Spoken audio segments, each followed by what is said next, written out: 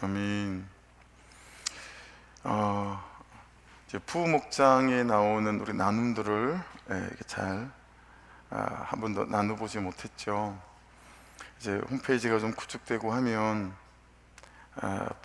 부목자들을 또 주중목장, 주일목장, 부목자들이 이렇게 잘 해주셔서 너무 감사한데 주중목장 말고 우리 주중 부부목장 오늘 크게 좀 나눔들을 이렇게 한번 좀 같이 여러분들 걸 좀 나눠보려고 해요. 이번 주는 성경책을 한 번도 못 들어봤네요. 시간을 내 마음대로 쓰고 있더라고요.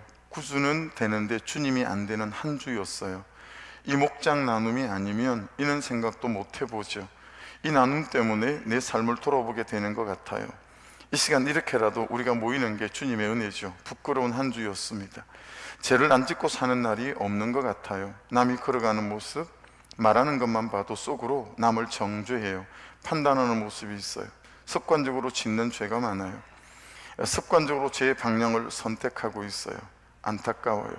말씀을 계속 읽을 때에는 적용도 좀 더 하게 되는데 말씀이 멀어지니까 마귀가 더덕더덕 붙은 채로 살고 있는 것 같아요.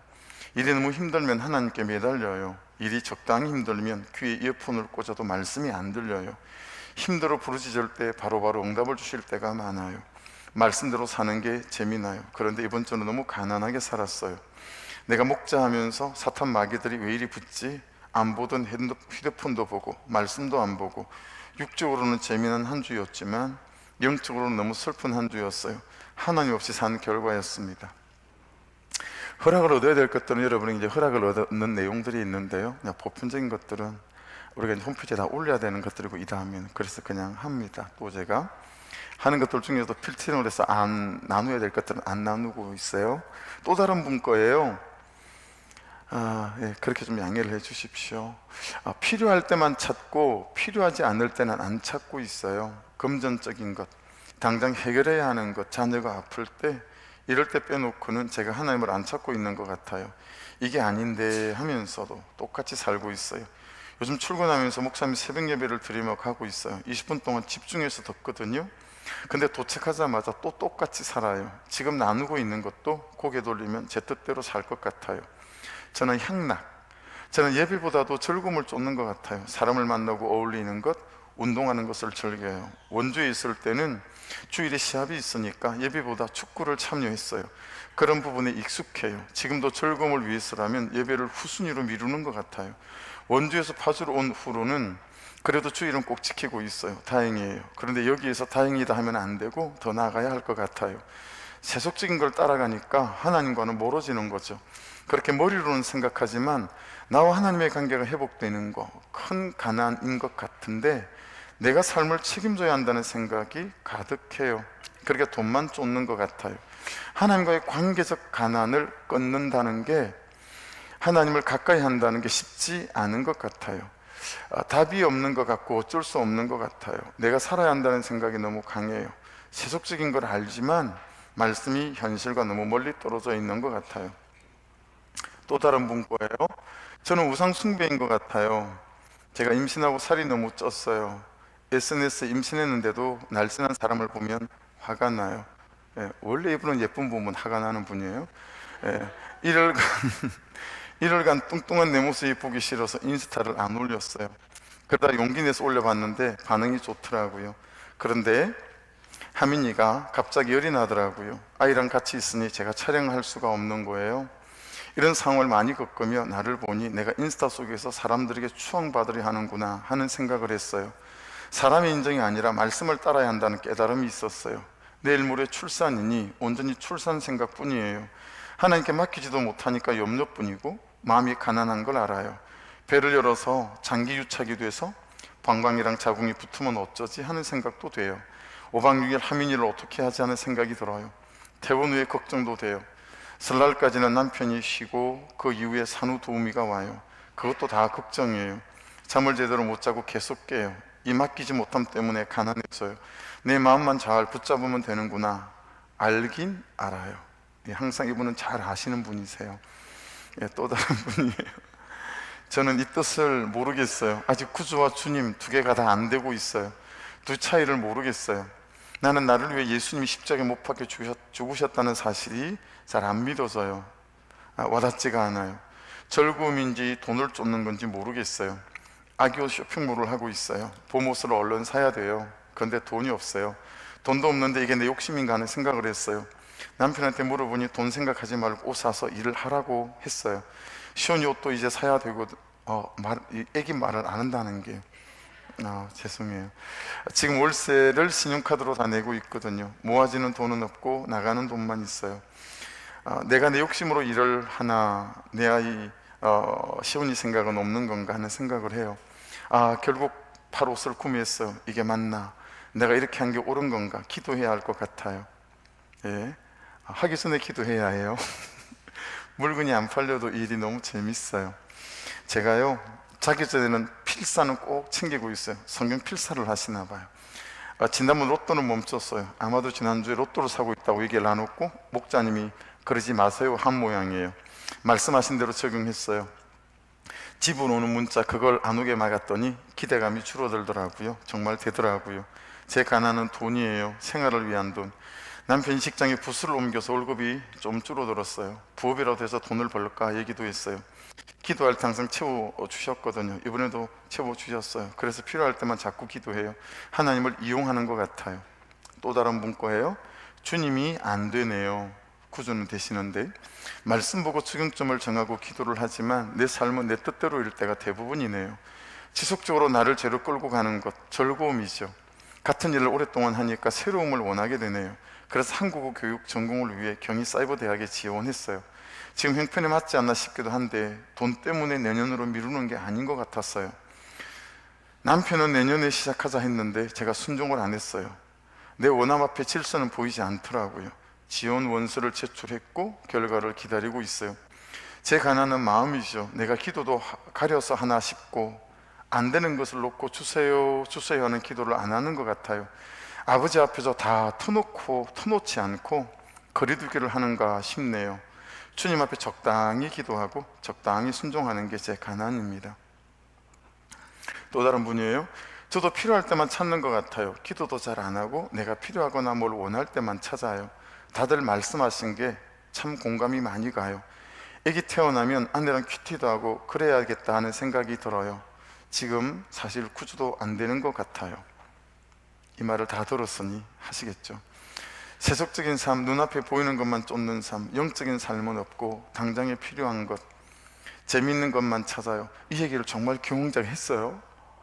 놀라워요. 진짜 엄청난 거예요. 이거. 사람을 만나서 술을 한잔 하는 것, 제가 시간을 그렇게 보내요. 이런 목장 예배 시간을 통해서 내가 가는 길이 잘못되었다는 것을 알고 가게 해주시는 것 같아요. 진짜 이거 이랬어요, 목자님? 엄청난 발전이에요. 진짜 박수 쳐야 돼, 박수.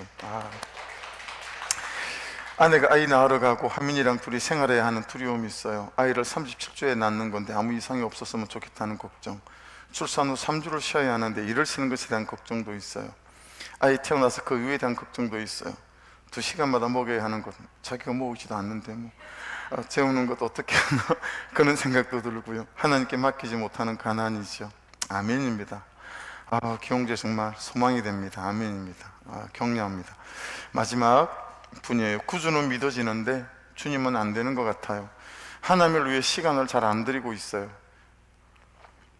미래를 너무 걱정하는 것 같아요. 갑작스러운 인사가 있었어요. 제가 지금 본사에 있어요. 본사는 야간 일을 많이 할 수 있어요. 야간만으로 90만 원을 더 받거든요. 더 여유롭기도 하고요. 그런데 이제 이동이 생겼네요. 하나님이 알아서 해주세요 하고 기도하고 있어요. 아멘. 같이 기도하겠습니다. 여러분, 우리의 삶이 이래요. 다 그러시죠.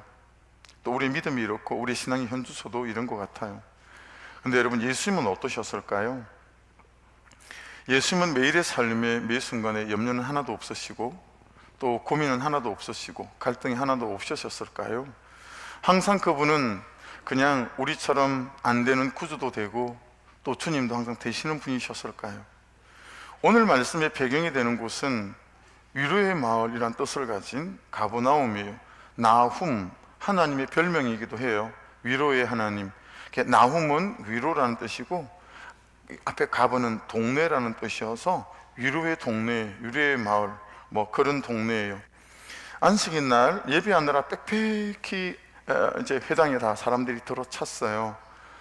그때 예수님이 이제 복음을 전하시는데 막 어디선가 고함을 지르고 막 난리가 났어요. 더러운 귀신 들린 사람이 막 예수님을, 내가 예수를 안다고 말하기도 하고 막 그랬어요. 그래서 예수님께서 그 귀신 들린 사람을 싹 고쳐 놓으시죠. 근데 이게 대단히 놀라웠던 모양이에요. 이 일로 삽시간의 주변에 예수님의 소문이 싹 다 퍼지게 되어졌어요. 그러고 난 다음에는 이제 이날이 안식일이니까요, 이제 베드로 장모 집으로 왔어요. 근데 장모님이 열병으로 들어누워 계신 거죠. 우리가 얼마 전에 말씀 나눴잖아요. 그래서 또 장모님을 이렇게 고치세요. 베드로 장모님을 예수님께서. 그 다음에 또 한 가지 사건이 있었거든요. 그걸 한번 읽어보려고요. 그 사건 뒤에 이제 오늘 본문이 시작돼요. 본문이 연결되어져 있어서 앞에 말씀을 좀 같이 더듬어 보는 거예요. 어제 큐티 본문을. 자, 32절로 34절인데요. 같이 한번 읽을게요. 시작. 저물어 해질 때에 모든 병자와 귀신 들린 자를 예수께 데려오니 온 동네가 그 문 앞에 모였더라. 예수께서 각종 병이 든 많은 사람을 고치시며 많은 귀신을 내쫓으시되 귀신이 자기를 알므로 그 말하는 것을 허락하지 아니하시니라. 여러분, 거기 32절 한번 잘 유념해서 보세요.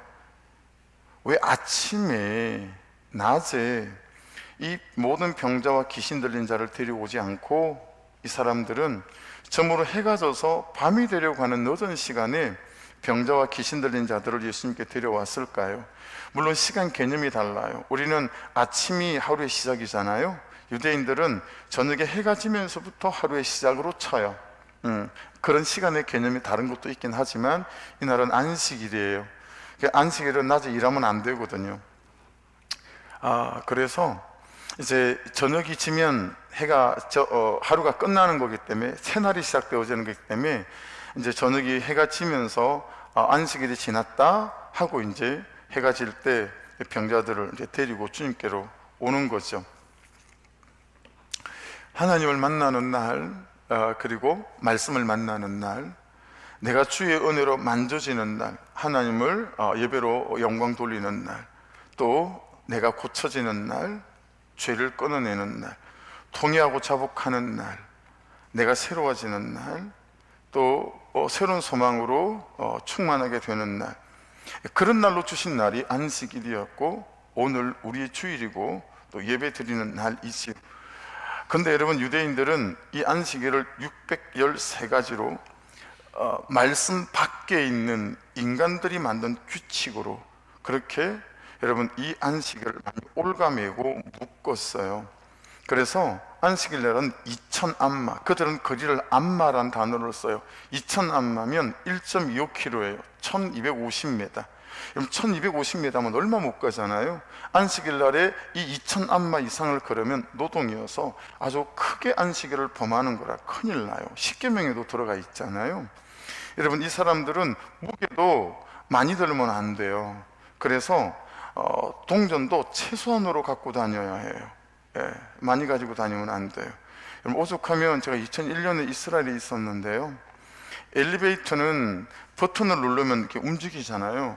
그러면 너무 무거운 걸 움직이는 거기 때문에 안식일 날에는 유대인들은 엘리베이터 버튼도 안 눌러요. 그래서 모든 유대인들이 사는 아파트에는 이스라엘에 공부하러 들어왔거나 외국 사람들이 엘리베이터 안에서 아르바이트를 합니다. 그래서 유대인들은 절대 엘리베이터를 누리지 않아요. 안식일 날에 질문을 하잖아요. 그럼 안식일 날에 대답해 주면 안 돼요. 지식이 대답되는 것도 노동에 속하기 때문에요. 안식일 날 질문을 하면 그 다음날 대답을 해야 돼요. 이게 여러분 유대인들이 살아가는 안식일 날의 방식이었어요. 해서 그들은 안식일이 끝나는 저녁에 환자를 데리고 예수님께 나와왔던 겁니다. 여러분, 나의 주의를 잘 살펴야 해요. 오늘 말씀과 연결되어지는 부분이기 때문에 말씀을 드리는 거예요. 나의 주의를 묻고 있는 걸 잘 살펴야 합니다. 나의 예배를 묻고 있는 거. 그래서 오늘 요약제도 목장할 때 나누시라고 나의 주일은 잘 준비되고 있는지를 적용 질문해놨어요. 나의 주일이 잘 준비되고 있는지, 나는 토요일부터 잘 준비되고 있는지, 혹시 옷은 깨끗한 옷으로 준비하는지, 주일날 좋은 옷 입지 않아도 괜찮아요. 깨끗한 옷 그렇게 입고 그게 준비해서 주일 오는지 뭐 이런 거죠. 그래서 여러분 주일날에 저와 여러분의 예배가 정말 하나님을 만나는 예배가 되기를 주의 이름으로 축복합니다. 정말 그분을 높이고 그분을 영화롭게 하는 주일 될 수 있기를, 정말 그분의 은혜로 내가 만져지고 내가 고쳐지고 죄를 끊어내며 통회하고 자복하는 날, 그렇게 새로워지는 날 될 수 있기를 주의 이름으로 축복합니다. 그는 사모함이, 그는 간절함이, 그는 절박함이 뚝뚝 묻어나야 해요. 토요일 저녁부터 이 주일 아침에 예배로 달려 나올 때, 그래서 참 우리의 주일이, 우리의 예배가 너무 쉽지 않을까, 내 예배가 너무 얕고 또 가볍지 않은가. 그런 여러분, 어제의 제가 주일 예배를 통해서 잘 안 끊어져요. 물들어 있는 어제의 중독이 잘 빠지질 않습니다. 더럽고 추하고 냄새나는 것들은 버려지고 새 마음, 새 생각, 새 감정이나 새 느낌, 새 감동, 새 용기, 새 소망, 새로운 태도, 새 각오로 옷을 입어야 하는데, 그 사람으로 와서 그 고된 삶, 그 안 되는 삶, 그 죄된 삶으로 온 그대로 그냥 그 사람으로 또 삶의 현장으로 나가는 거예요. 그러니 여러분, 우리의 주일 예배가 얼마나 잘 만져져야 되는지 중요하겠죠. 해서 보세요. 33절 같이 한번 읽을게요. 시작. 온 동네가 그 문 앞에 모였더라. 어제 큐티를 하다가 이 본문을 한참 들여다봤어요. 여러분 좀 이상하지 않으세요? 온 동네 사람들이 그 문 앞에 모였더라 그래야 되는 거잖아요. 근데 성경이 잘 못 썼나 싶었어요. 근데 온 동네가 그 문 앞에 모였더라 그렇게 말씀을 기록해 놓은 거예요. 근데 원어를 살폈더니 이게 맞는 거예요. 온 동네가 그 문 앞에 모였더라. 여러분, 이 온 동네는 자막을 보시면 홀로스폴리스라는 단어인데요, 막힌 담들이라는 뜻이에요. 의미심장하죠. 막힌 담들. 온 동네가 병이 들었다라는 거예요. 시대가 병이 들었다는 말도 되기도 하고, 시대 정신이 병이 들었다는 말이 되기도 하고, 그런 내 현실과 내 현재가 고장이 났다, 병이 났다는 말이기도 해요. 그리고 그 현실 속에 우리가 살아가고 있다라고 하는 거예요. 자, 그러니 이건 그들의 현실을 말하는 거예요. 그리고 그들의 현재를 말하는 거기도 해요. 그들의 현실이 막힌 담인 거예요. 그들의 현재가 막힌 담인 거예요. 여러분 아십니까? 모든 담에는 아무리 담이 높고 길고 두꺼워도 모든 담에는 꼭 문이 있습니다. 담이 없는 문은 없어요. 21,196.18km 만리장성의 길이에요. 만리장성은 여러분 22,000km에 가깝더라고요. 한반도 최북단 동네 이름이 온성이에요. 저 북쪽 압록강변에. 그리고 마라도까지가 우리나라 한반도 길이가 1144km밖에 되지 않아요. 그 여러분, 만리장성의 길이는 우리 한반도 끝에서 끝까지의 20배에 가까운 길이를 갖고 있어요. 만들어진 기간도 여러분, 진시황제 AD 400년부터 명나라가 완성이 됐으니까 그 2000년 가까운 시간 동안 만들어진 게 만리장성이에요. 그러니 그렇게 긴가 봐요. 두껍고 높고 오래 만들어졌어요. 그런데도 이런 만리장성에도 문이 있습니다. 만리장성에 문이 몇 개 있습니까? 궁금했어요. 그래서 다음에다 묻고, 다음이 대답을 못해요. 그 다음에 네이버에다 물었어요. 네이버에서도 대답을 못해요. 그래서 AI에게 물어봤어요. 그랬더니 AI가 뭐라고 얘기를 하냐면, 이런 식으로 물으면 답해 줄 수가 없대요. 그 길고 오래 지어졌고 높고 두꺼운 만리장성에 너무 문이 많기 때문에 이렇게 물으래요. 파주에서 김포까지의 만리장성 안에 문이 몇 개입니까? 이렇게 물어 대답해 줄 수 있다라고 하는 거예요. 여러분, 내 인생이 만리장성 같지 않습니까? 너무 오랫동안 막혔어요. 너무 길게 막혔어요. 너무 높게 막혔어요. 너무 두껍게 막혔어요. 그런데요, 내 인생에도, 내 인생의 담에도 문은 있습니다. 할렐루야. 아무리 오래 막혔어도 여러분, 내 인생의 큐티함에도 문은 있는 줄로 믿습니다. 큐티책을 갖고 계시거나 성책을 들고 계신 분들은 두 곳에다 동그라미를 좀 쳐보십시오. 자, 어제 큐티 본문이었던 33절입니다. 온 동네가 그 문 앞에 있더라. 동네에다 동그라미를 좀 치시고, 그리고 금요일날 큐티 본문 12절인데요, 성령이 곧 예수를 광야로 몰아내신지라. 왜 두 곳에다가 동그라미를 치라고 말씀드렸냐면, 마가복음 1장에서 여러분, 광야와 동네는 대조가 되어져 있어요. 광야와 동네는 대조가 되어져 있습니다. 자, 보세요. 저를 보시겠어요? 광야는 길이 없어요. 그렇죠? 그늘도 없어요. 물도 없어요. 집도 없어요. 아무것도 없어요. 그렇죠? 그러니까 길을 만들면서 가는 곳이 광야예요. 그죠? 근데 여러분, 왜 주님은 우리를 때때로 광야에다 두실까요? 왜 주님은 우리의 현재와 현실이 두껍고 높고 길어 보이는 그런 담장으로 막혀 있는 것처럼 느껴지는 그런 현재 속에다 우리를 두실까요? 우리가 주중에도 이 말씀을 좀 나눴었죠. 자막을 보시면, 세상 어디도 기댈 곳이 없게 하시고 하나님만 기대는 사람으로 우리가 세워지기를 원하세요. 주님만 내 도움으로 삼는 사람으로 세워지기를 원하시고, 주님 손 놓고는 단 하루도 살 수 없는 사람으로 우리가 세워지기를 원하셔서 우리를 광야에다 때때로 두세요. 주께서 사용하시는 사람, 그래서 하나님께 계획이 있는 사람은 그 사람을 광야에 두셔서 정말 그 사람을 준비되게 하시죠. 나를 더 정결한 사람으로 세워지기 원하셔서 광야에 두실 때도 있고, 성령이 내 영을, 내 존재와 내 삶을 다시 태어나기 원하셔서 우리를 광야에 두실 때도 있어요. 나를 겸손하게 만드시려고 내 뜻 말고 내 원함 말고 오직 주의 뜻만 이루어지기 원하는 사람 되기 원하셔서 광야에 두실 때도 있죠. 나를 통해 세상에 하나님이 드러나는 사람 되기 원하셔서 나를 광야에 두실 때도 있어요. 자, 그게 광야예요. 그럼 동네는요? 여러분, 동네는 길 있잖아요. 집도 있잖아요. 그늘도 있잖아요. 물도 있잖아요. 그렇죠? 다 있어요. 근데 여러분, 그 동네가 병이 들었대요.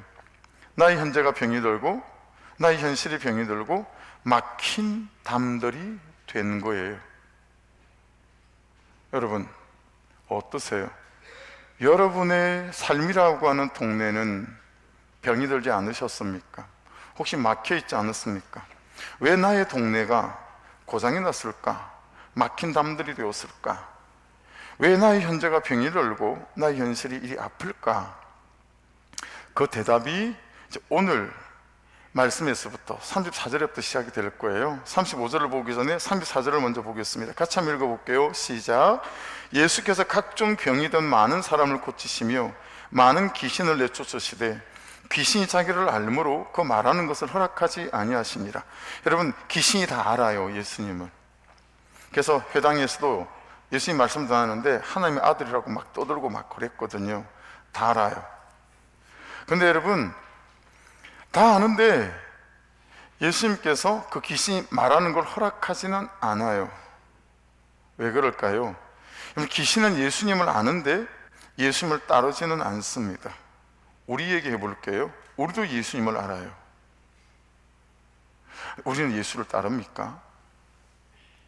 어떠세요? 여러분, 귀신도 예수를 압니다. 근데 귀신은 예수를 따르지 않아요. 우리도 예수를 압니다. 근데 우리도 말씀을 따르질 않는 거예요. 왜 자꾸 내 동네가 고장이 나고 그리고 내 삶이 막힌 담들이 될까? 우리가 예수를 알잖아요. 예수를 믿잖아요. 그런데 따르질 않는 거예요. 왜 자꾸 아내와 내 관계는 갈등과 싸움과, 왜 자꾸 아들과 아버지의 관계들이 어그러질까? 왜 자꾸 나의 말들은, 나의 감정은 그를 향하여 이렇게 불편할까? 왜 자꾸 막힌 담들이 되어져 갈까? 왜 나의 재정은 메말라가며 곤고해질까?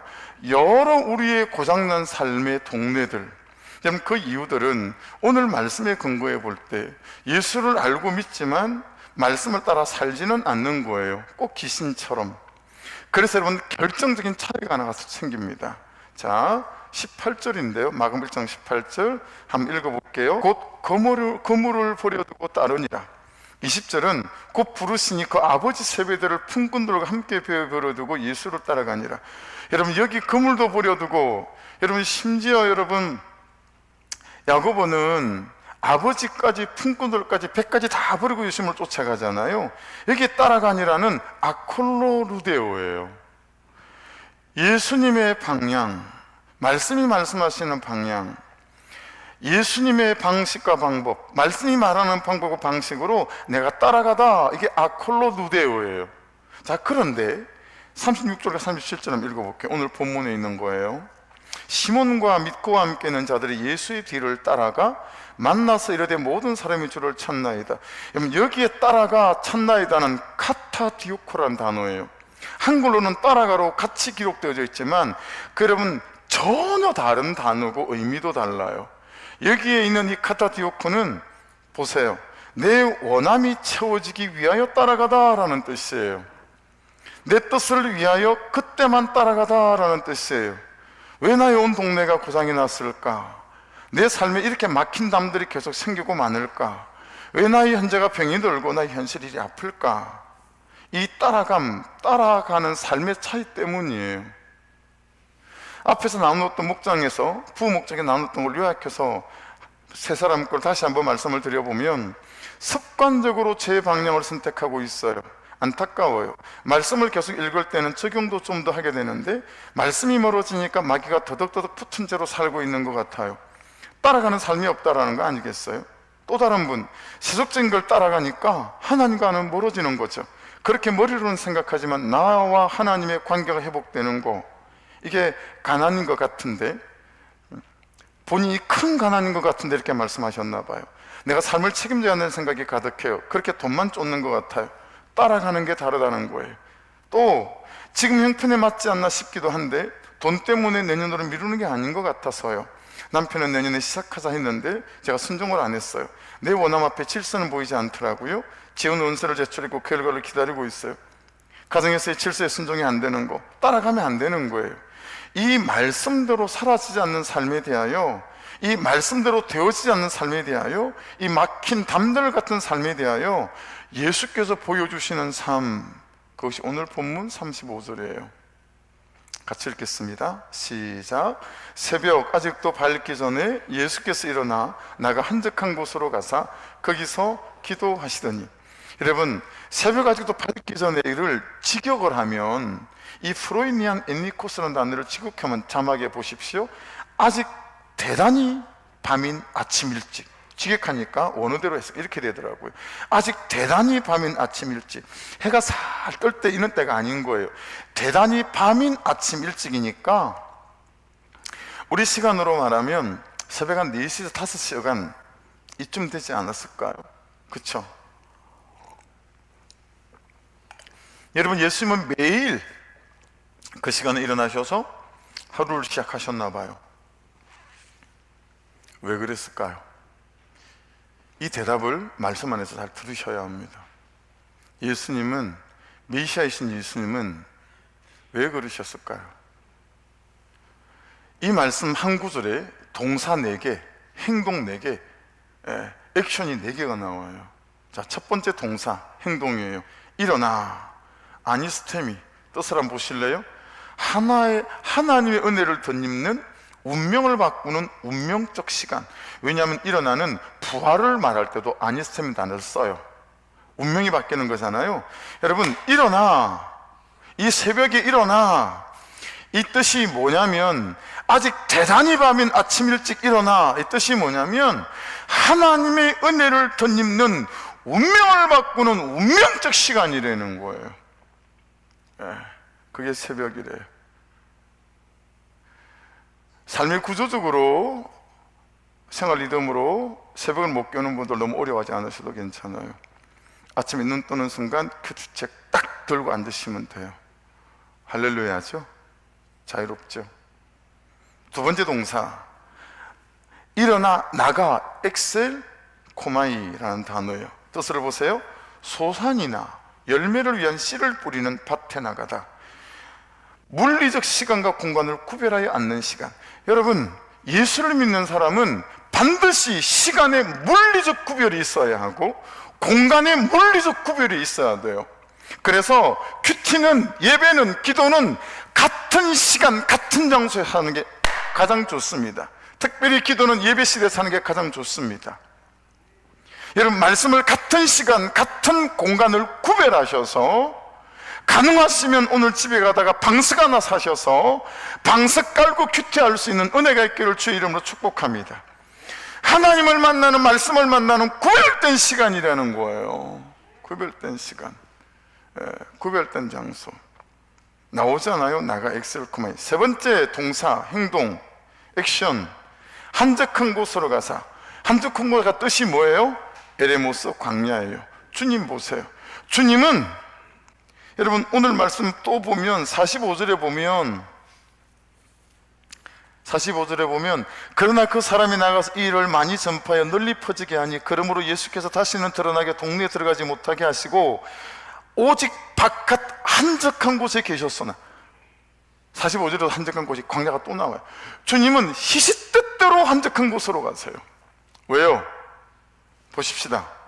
세상 어디도 기댈 곳이 없고 오직 하나님만 기대고 싶어서, 그 하나님께 이 긴 담과 높은 담과 두꺼운 내 인생의 담의 문이 하나님께 있는 줄 알기에 때때로 광야로 나가시는 거예요. 계속 주님만 내 도움으로 삼는 사람 되고 싶어서, 주님 손 놓고는 단 하루도 살 수 없는 사람이기에 광야로 나가시는 거예요. 새벽에 주께서 사용하시는 사람 되고 싶어서 새벽을 깨우신 거고, 더 정결한 사람이 되고 싶어서 새벽을 깨우신 거고, 주께서 사용하시는 사람 되고 싶어서, 성령이 내 영을, 내 존재와 내 삶을 다시 태어나는 사람 되고 싶어서, 그래서 항상 끊어내는 거예요. 어제와 오늘이 연결되지 않도록 끊어내는 거예요. 그래서 오늘 보라, 하늘도 새 것이고 땅도 새 것이고 이 날도 새 날이니 나도 예수 그리스도 안에서, 말씀 안에서 새 사람으로 이 하루를 다시 시작하는 거예요. 내 뜻 말고, 내 원함 말고 오직 주의 뜻만 이루어지기 원하는 사람 되고 싶어 광야를, 새벽을 찾으시는 거예요. 나를 통해 세상에 하나님이 드러나는 사람 되기 원하는 거예요. 여러분, 이 세 가지 동사가 한 가지 뭔 일을 하게 만들어요. 네 번째 동사 보세요. 기도하시더니, 프로시코마이.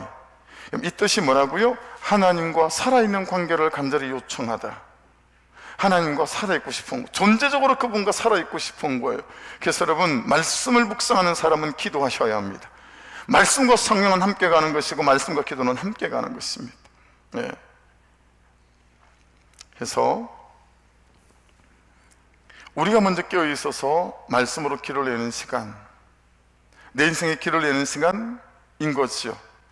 여러분, 세상은 5%도의 길이 없어요. 내 하루도 눈 뜨면 길이 없어요. 길이 없는 길을 무엇으로 길을 냅니까? 말씀으로, 기도로 길을 냅니다. 내 인생에는 담밖에 없다.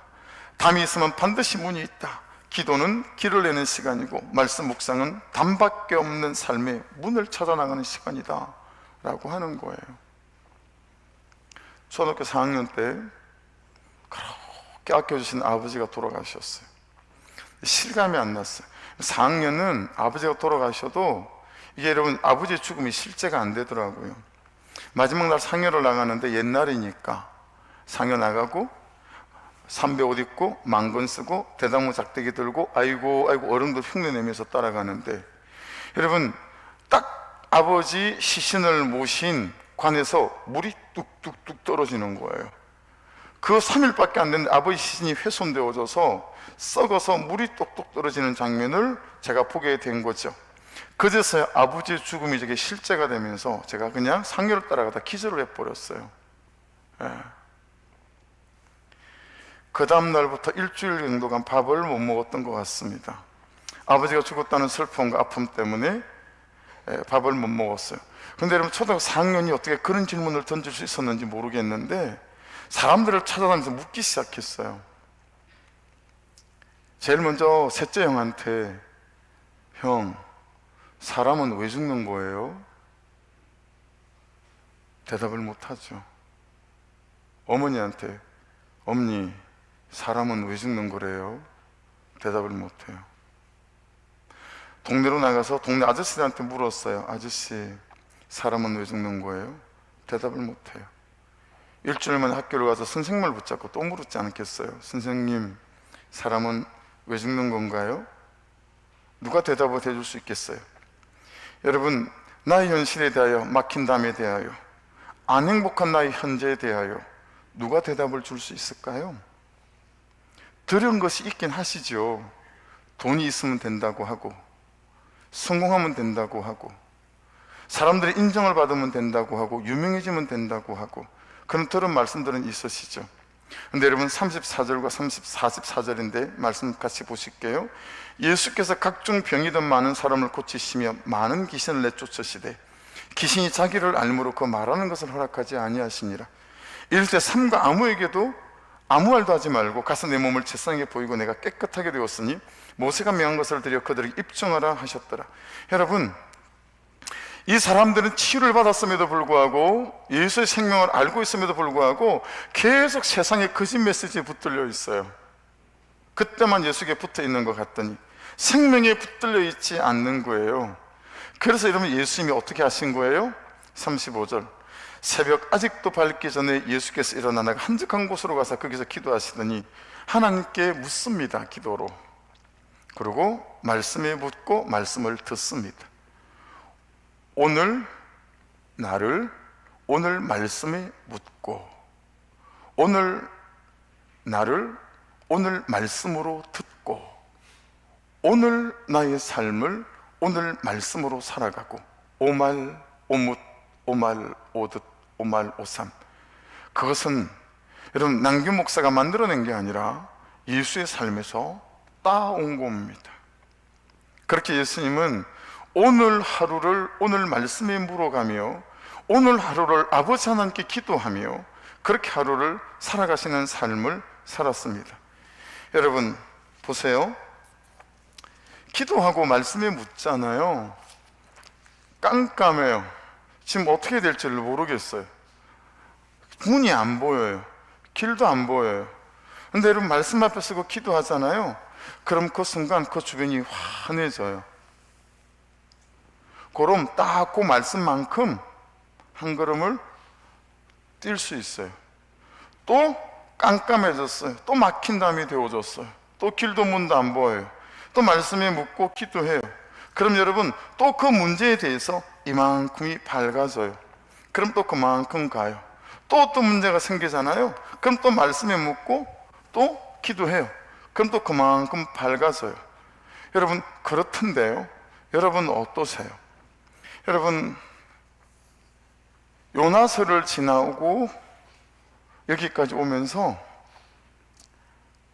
저는 요나서를 보면서 제가 요나라는 사실이 너무 인정이 되고 통해가 되고 자복이 됐어요. 저는 일생을 하나님이 니느웨를 가라 그러는데 저는 계속 다지스를 다닌 거예요. 제 삶이 그런 거예요. 제게는 하나님도 없고 영혼도 없었던 거예요. 완전 싹군 목사였던 거예요. 그 요나 말씀에 제가 얼마나 여러분 그 말씀이 저를 이렇게 밝혔어요. 그러고 나니까 너무 분명해지는 거 있죠. 두 가지밖에 없더라고요. 야, 하나님 남아있는 앞으로의 삶은 제가 하나님을 위하여, 그 잃어버린 영혼을 위하여 살겠습니다. 내가 니느웨로 가겠습니다. 여러분 내 인생이 밝아지던데요. 그래서 여러분 감히 뭣도 아닌 제가 뭐라고 여러분 고백을 하냐면, 여러분 저는 내 인생이 기대가 돼요. 여러분 저는 제 인생이 기대가 됩니다. 왜 기대가 되는 줄 아세요? 뭘 해야 되는지를 알았어요. 그러니 놔야 될 게 분명해지고 붙잡아야 될 게 분명해지던데요. 말씀이 주신 은혜죠. 말씀이 주신 은혜예요. 여러분 말씀 앞에 서고 기도 앞에 서면 이 캄캄한 내 삶이 환해져 가고 어디로 걸어야 하며 어느 문을 나가야 될지 알게 하시는 그분의 은혜가 우리 가운데 임하게 될 줄로 믿습니다. 할렐루야. 그래서 오늘 본문 40절부터 42절을 같이 한번 읽을게요. 시작. 한 나병 환자가 예수께 와서 꿇어 엎드려 간구하여 이르되 원하시면 저를 깨끗게 하실 수 있나이다. 예수께서 불쌍히 여기사 손을 내밀어 그에게 대시며 이르시되 내가 원하노니 깨끗함을 받으라 하시니 곧 나병이 그 사람에게서 떠나가고 깨끗하여진지라. 여러분 이 40절의 나병 환자의 말이 얼마나 여러분 심오한지 잘 보셔야 해요. 주님, 저 나병 낫기를 원해요. 진짜 원해요. 그렇게 말하지 않잖아요. 주님이 원하시면 깨끗하게 할 수 있다. 여러분, 이 나병 환자가 얼마나 깨끗하고 싶어서, 나병에서 낫고 싶어서 얼마나 애를 썼겠어요. 나병 환자가 어떤 존재인지 아시죠? 가정에서 쫓아 안 해보내요. 같이 살 수 없어요. 그렇죠? 저만치 사람이 오면, 여러분, 혹시 입김이 나갈까봐, 전염될까봐 입을 이만큼 가리고 저기서 오는 사람을부터 손으로 흔들어야 돼요. 내가 나병 환자라는 표시예요. 이러지 않았다가는 바로 돌에 맞아 죽어요. 혹시 저쪽에서 사람이 오는데 내가 걸어가는데 바람이 이쪽으로 불잖아요. 그럼 내 몸을 스친 바람이 그 사람한테 가면 안 되기 때문에 죽자고 반대쪽으로 뛰어야 돼요. 막 뛰어가지고 바람의 반대 방향으로 가야 돼요. 바람이 부는데 바람이 치는 방향에서 그 사람들과 마주쳤다, 또 돌에 맞아 죽어요. 그게 나병 환자예요. 얼마나 낫고 싶어서 애를 썼겠어요. 깨닫게 된 게 뭐예요? 나의 원함으로 안 되더라는 거예요. 나의 뜻대로 안 되더라는 거예요. 그게 인생 아닙니까? 그래서 그는 지금 이렇게 물어요. 이러되 원하시면 저를 깨끗하게 할 수 있나? 할렐루야. 그랬더니 주님이 내가 원한다, 그렇게 말씀하세요. 여러분, 하나님이 주시는 말씀 앞에 붙드시고 그 말씀을 붙드시면 하나님께서 그 말씀을 통하여 우리의 삶을 여러분 살리시고 이끌어 가시는 은혜가 있게 될 줄로 믿습니다. 예수님이 우리의 막힌 담이 열리기를 원하십니다. 아멘 하십시다.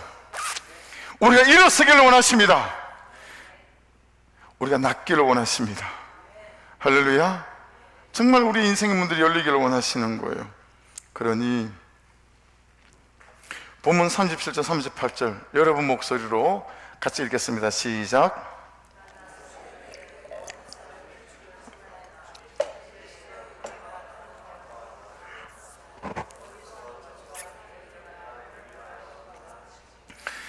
여러분 37절에 모든 사람이 주를 찾나이다 그러잖아요. 이분들은 예수님을 따르고 싶어서 찾는 사람이 아니라는 거 앞에서 말씀드렸어요. 그렇죠? 자기의 원함을 가지고 예수를 찾는 거예요. 절 보시겠어요? 여러분, 나의 원함을 얼른 내려놓으세요.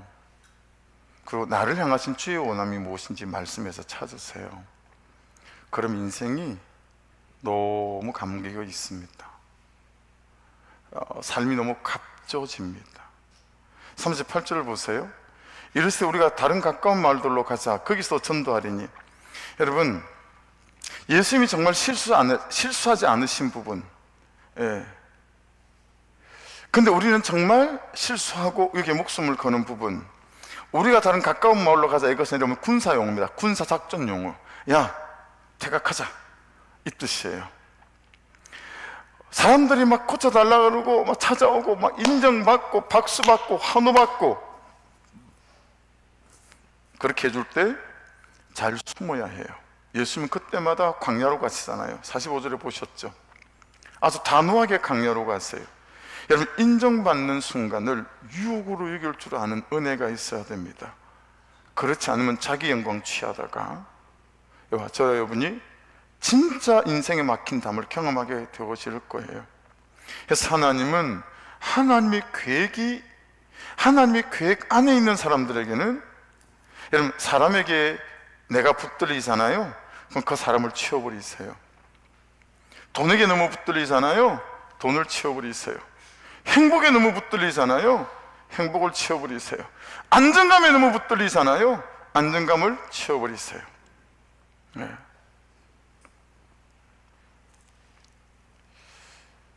내가 전도하러 왔다라고 하는 이 말씀은 내가 삶을 보여주러 온 거고, 내 존재를 보여주러 왔고, 내가 어떻게 사는지를 보여주러 왔다라는 단어의 뜻이더라고요. 여러분, 부모는 기도로 자녀들의 길을 내는 사람들입니다. 여러분, 부모인 내가 아무리 건강해도 자녀에게 물려줄 수는 없잖아요. 그렇죠? 안타깝지만 여러분, 신앙도 물려줄 수가 없다는 걸 여러분 너무 한참 오래 살고 난 다음에 깨닫게 됐어요. 전 제가 하나님 뜨겁게 사랑하면 자녀도 뜨겁게 사랑할 수 있는 줄 알았어요. 그래서 제가 자식 농사에 실패를 했어요. 하지만 하나님 사랑하는 모습을 보여줄 수는 있는 거예요. 말씀대로 살아가는 모습을 보여줄 수 있는 거예요. 그게 부모예요. 자식들은 다 알거든요. 분명히 엄마가 잘못한 게 없어요. 아버지가 100번 잘못했다는 걸 다 알아요. 근데 잘못한 거 없는 엄마가 아버지 앞에 무릎을 꿇는 거예요. 당신이 나보다 옳아요. 그걸 보고 자식들은 신앙이 뭔지를 배우는 거예요. 복음이 뭔지를 배우는 거죠. 우리 아들이 우리들 교회 큐티 페스티벌 수련회죠. 거기 갔다 오더군요. 어땠니? 그랬더니 개판이던데요. 그래요. 그게 여러분 중고등부 큐티 페스티벌 가면 개판이에요. 기존 수련회처럼 똑바로 앉아 뭐 이러지 않아요. 그냥 누워서 드리는 애, 휴대폰 보는 애 난리 부르어요 진짜로. 근데요 우리 아들이 두 번째 말을 이어서 말하는 거예요. 근데 아빠, 예수를 믿으려면 그렇게 믿어야 되겠던데, 진짜 예수 믿는 사람들이 많던데, 그러는 거예요. 훈계로, 내 고집으로, 내 견해로 가르치지 않는다는 얘기예요. 삶으로 보여줬다라는 거예요. 무릎 꿇는 아내, 무릎 꿇는 아버지를 본 거예요. 그걸 보고 걔들이 자랐어요. 그래서 그들은 말씀에 무릎 꿇을 줄 알아요. 말씀이 말씀하시면 그게 아니라는 걸 알아요. 이런 부모는 삶으로 보여주는 사람들이에요. 신앙은 전수되지 않아요. 신앙은 보여주는 거예요. 말씀에 꺾이는 나, 말씀에 순종하는 나를 보여주는 거예요. 복음학교에서 우리 교도 붕에 오셨잖아요. 김영희 선교사님. 깊은 통해와 자복으로 이끈 말씀이 있었어요. 여기 배가 하나 있잖아요.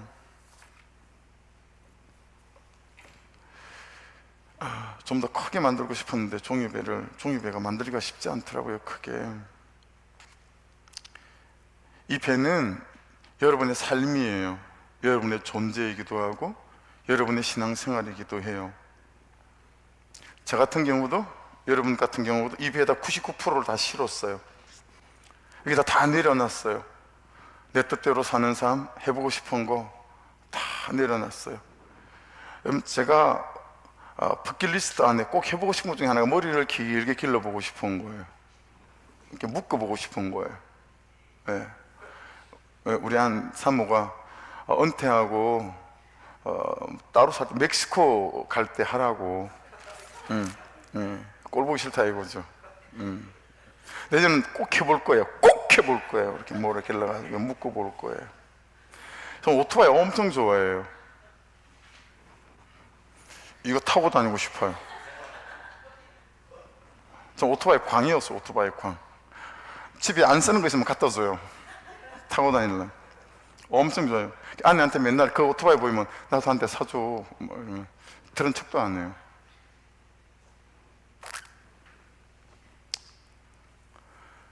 다 여기다 실었어요.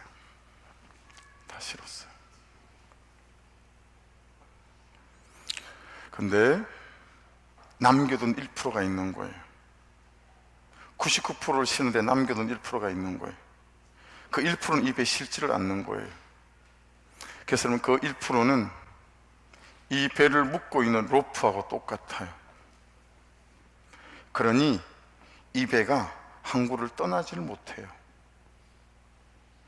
여러분의 삶, 여러분의 존재, 여러분의 신앙, 이 1% 때문에 안 되는 삶이 되는 거예요. 이 1%를 내려놓지 않아요. 1%를 포기하지 않아요. 이 1%까지 여기다 담아야 되는데 그걸 안 담아 놓으니 그 1%가 가지고 로프로 딱 묶고 있는 거니까, 여러분 이게 신앙생활의 배가, 그래서 하나님을 경험하는 일들이, 말씀대로 되어지는 삶들이 일어나질 않는 거예요. 그러니 이 99%하고 저 1%하고는 같은 거예요. 꽤나 헌신한다고 생각하시죠? 꽤나 말씀을 따라간다고 생각하시죠? 근데 포기하지 않는 저 1%가 이 배가 절대로 떠나가지 못하게 만드는 거예요. 묶여있는 거예요. 하나님의 권세와 능력을 경험하지 못하게 만드는 거예요. 여러분의 그 1%가 뭔지를 찾아야 돼요.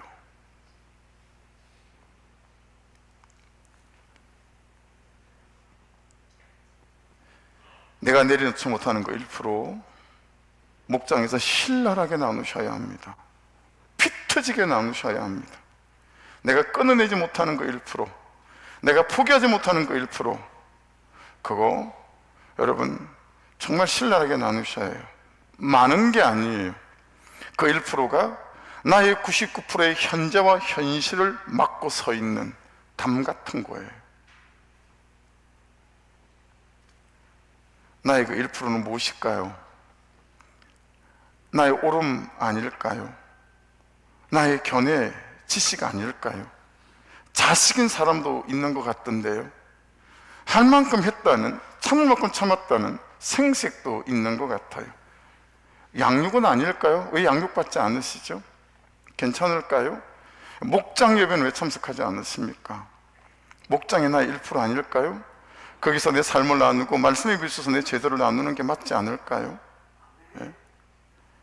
저희 1%는 투지폰으로 제가 핸드폰을 바꾸는 거예요. 그래서 다음 주에 투지폰으로 바꾸려고 해요. 좀 더 거룩한 삶으로 초대받고 싶어서 내 시간이 나쁜데 들여지는 게 원치 않아서 전 투지폰으로 휴대폰을 바꾸려고 합니다. 카톡이야. 그냥 노트북 열면 카톡 되니까. 되는 거 맞죠? 네. 그리고 목요일에 설교를 끝내는 거예요. 주일 설교를. 이 조그만 게 목사는 설교가 참 많아요. 근데 주일 설교를 목요일날 끝내는 거예요. 그것도 저희 1%의 폭해. 제 1%가 그것만 있을까요? 예. 여러분, 오늘 본문에 나병 환자가 나오잖아요. 나병을 브라운 박사라고 하는 박사는 무감각의 병이라고 이름을 불러요. 무감각의 병. 교만에 무감각하고, 죄에 무감각하고, 겸손에 무감각하고, 섬김에 무감각하고, 자기가 하나님과 붙어있는지 살아있는지 몰라요. 그것 때문인데, 아내 때문이라고 그래요. 하나님과 살아있는 관계가 아닌 그것 때문인데 맨날 다른 사람 탓을 해요. 성령 충만이 뭐라고요? 살아계신 하나님이 살아계신 하나님으로 이렇게 살아있는 거, 그게 성령 충만이에요. 그래서 예수님은 그 새벽부터 하나님 앞에 서셨어요. 그래서 여러분, 참 중요한 메시지를 마지막으로 한 가지 말씀을 나누고 말씀을 정리하려고 해요. 요한복음 15장 4절 5절 같이 읽겠습니다. 시작. 내 안에 거하라 나도 너희 안에 거하리라. 가지가 포도나무에 붙어있지 아니하면 스스로 열매를 맺을 수 없음 같이 너희도 내 안에 있지 아니하면 그러하리라. 나는 포도나무에 너는 가지라. 그가 내 안에 내가 그 안에 거하면 사람이 열매를 많이 맺나니 나를 떠나서는 너희가 아무것도 할 수 없습니다. 여러분, 거하라, 매누어라는 단어가 7번 반복되어 있죠. 포도나무와 가지가 관계적으로 존재적으로 붙어있는 상태를 말해요. 보세요. 포도나무예요. 가지예요. 포도나무가 가지 보고 봄이 됐어요. 야 가지야, 넌 임마 가지가 돼갖고 아직까지 자빠져 자고 봄이 됐는데 뭐하니? 싹도 좀 나게 하고 꽃도 피게 하고 그래야지. 너 내가 맨날 왜 그러냐? 막 포도나무가 가지를 핍박하는 거예요. 여름이 됐어요. 야, 여름이 다 그렇지. 나무가 가지한테. 야, 여름에 태풍 안 부는 여름이 어딨어? 비 안 오는 여름이 어딨어? 야, 무덥지 않은 여름이 어딨어? 다 버티고 견뎌내고 다 그러는 거야. 너 가지, 너는 참 맨날 포도나무가 가지를 이렇게 타박하는 거야. 가을이 됐어요. 나무가 가지한테, 이놈의 가지야, 이 가지 끝에는 왜 열매가 없냐? 너 뭐했냐 도대체? 응? 그렇게 여름에 농땡이 치고 하더니 야 도대체 가지 끝에, 네 가지 끝에 열매가 어딨니? 여러분,